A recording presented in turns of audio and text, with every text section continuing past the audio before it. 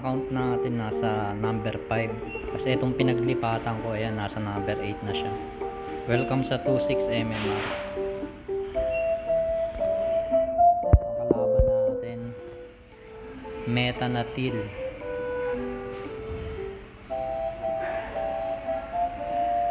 Grabe. Napakaangas naman ng team.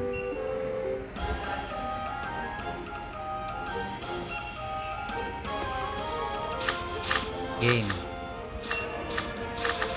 Round 1. Pass muna tayo. Painit muna. Game round 2. Hindi ko na ibabalyo yung card ng aqua ko kasi meron siyang basing win. Mabali wala yung armor natin dyan. Kahit itira ko siya, wala. Mamamatay na.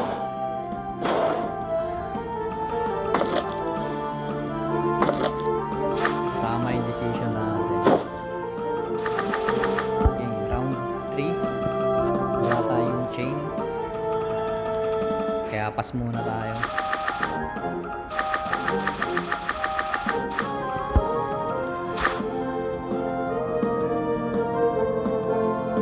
Yan, sa round 4 meron tayong chain.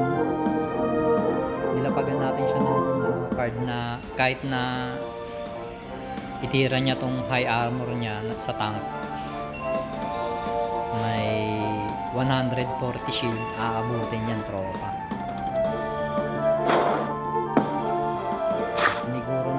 Sinigurado natin na mapapatay natin yung tank.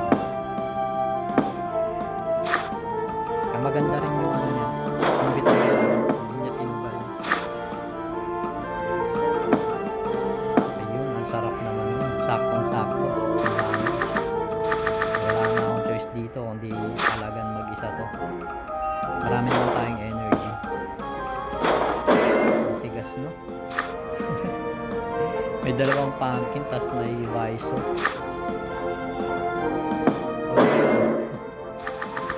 Yeah. Round 6. Pang sure kill. Tapos pang para may rin tayo. Saktong-sakto lang.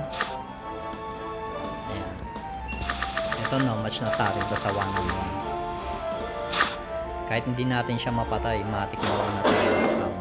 Meron tayong goldfish.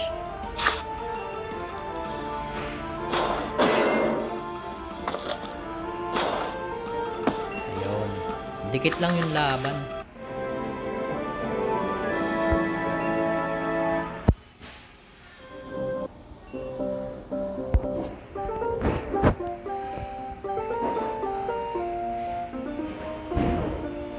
Okay, round 2.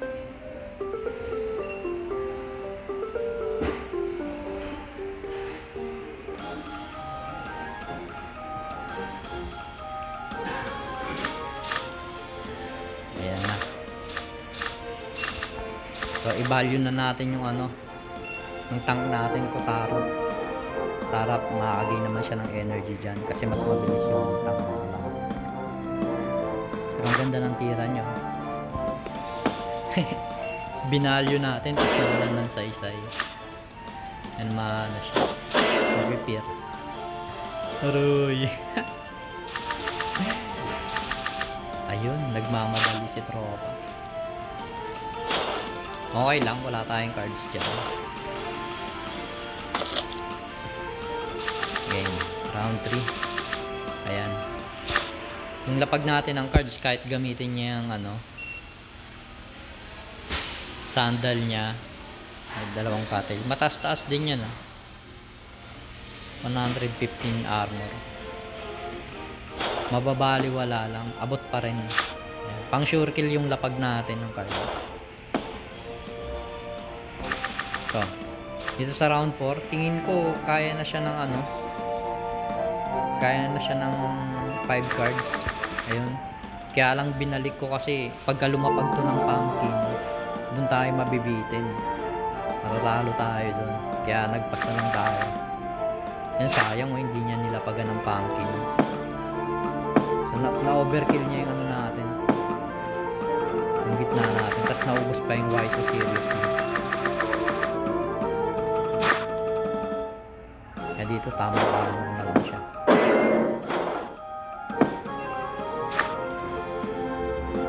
Ang dami niya po.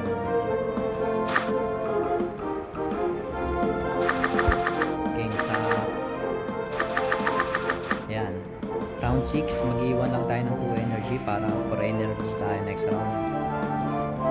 Tapos gumamit tayo ng goldfish para kung sakaling makuha itong ano, ako sa dulo, mauna pa rin tayo.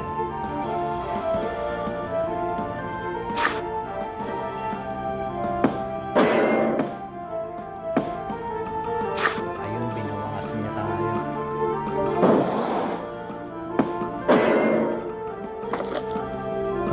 Game round 7.